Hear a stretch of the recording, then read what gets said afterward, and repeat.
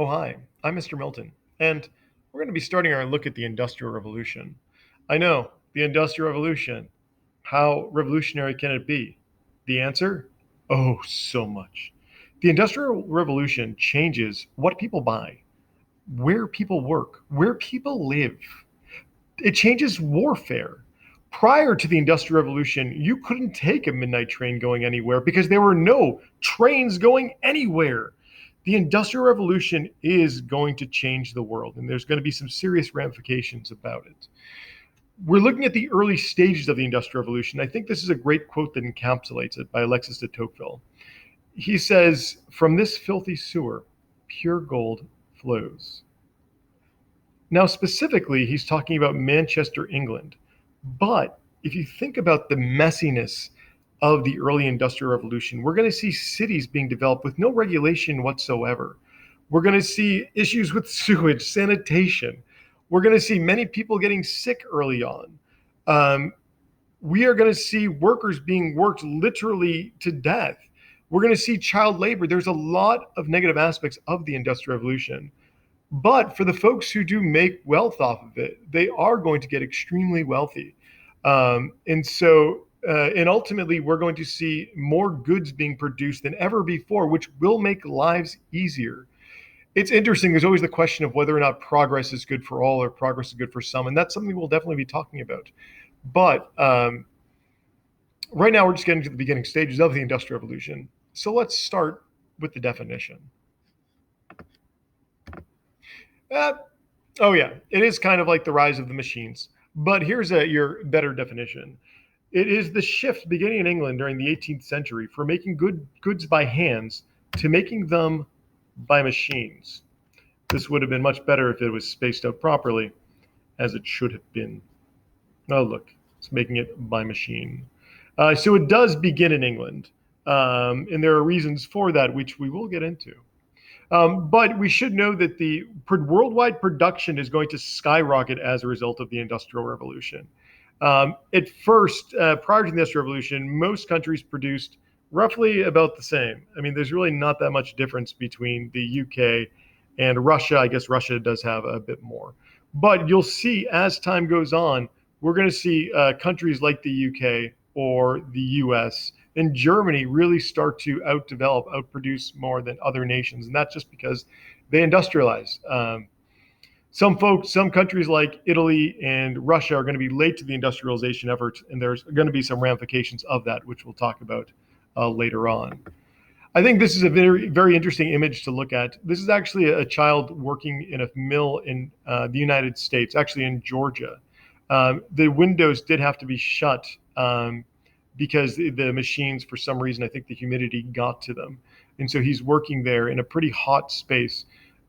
He's looks like he is filling the bobbins on that machine that is making cloth.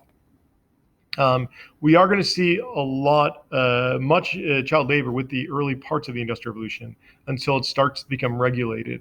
I guess the UK, the efforts start in like around 1818, but we're going to see the problem continue. In the US, in the 1900s is when they start to deal with their child labor issue. This is just a snapshot of when in England in 1818, when people started to work in factories, and you'll find that about half of the folks working in factories in 1818 started when they're under 10 years old. And it was not uncommon for a 6 or 7 year old to be working in factories, and folks even younger working in coal mines, doing different jobs, which were actually pretty deadly. And of course, if you did get injured while you were working, and if they had to shut down the machines, if your finger got in it, they would actually charge you for the loss of work that people would, because you have to shut down the machines. And then if it was serious enough, you would not be able to work. And then there was nothing for you. And so oftentimes folks who were injured while they were working would just have to beg for money or just ask it, get handouts from a church. Like I said, prior to the Industrial Revolution, most people worldwide lived on or near farms. But the Industrial Revolution we're going to see the growth of cities and people moving to it to work in these factories. As for how cities can be sustained now, we're going to get into that in a moment. But first, there's a giant population boom in England. In 1750, there are 6 million people. By 1850, there are 21 million people. That's gigantic. That's a huge leap. How can you have that big of a population boom? It's because of the agricultural revolution. The scientific revolution, you're probably already familiar with because that's where the scientific method comes from. The agricultural revolution is when they put the scientific method to work in fields.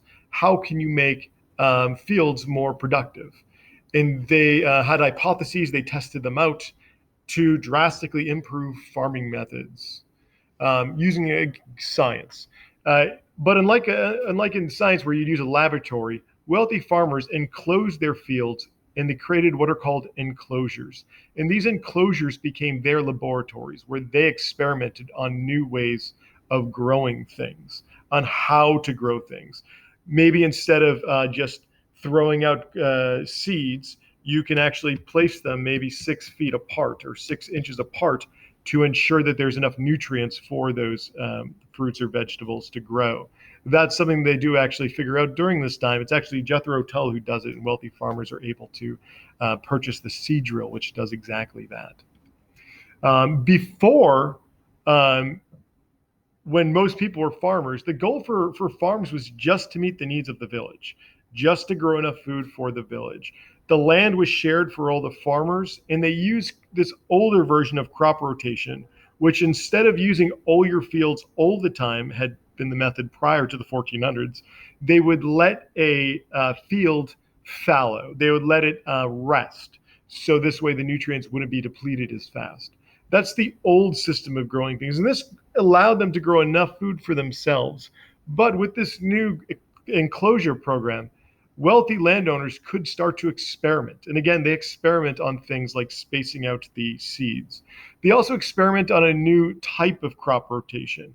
Instead of letting a field fallow for the year, instead of doing that, they would plant like turnips or potatoes, and that would help bring more nutrients to the soil.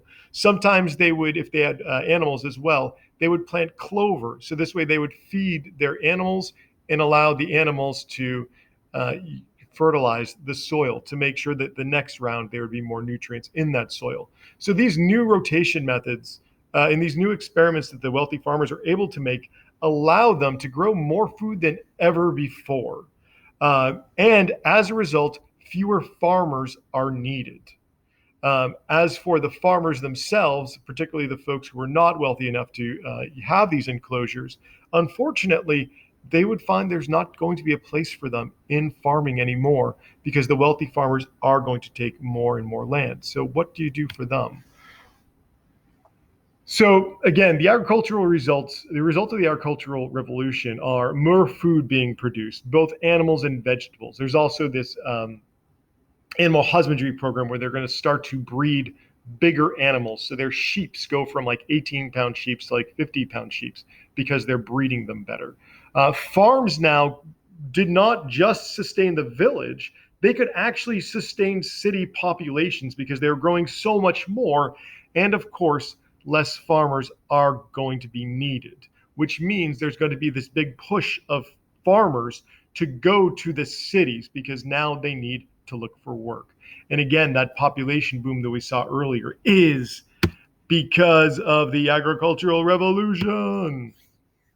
Urbanization is a fancy term for the growth of cities and the migration of people to them. It's like that little Pac-Man who's getting bigger and bigger as he eats those little farmlands. Prior to the Industrial Revolution, 80% of the population in England were in rural areas. Again, most people were farmers. By 1850, only half of them were rural. By 1901, only 25% of them were rural, which means about 75% of them lived in these cities.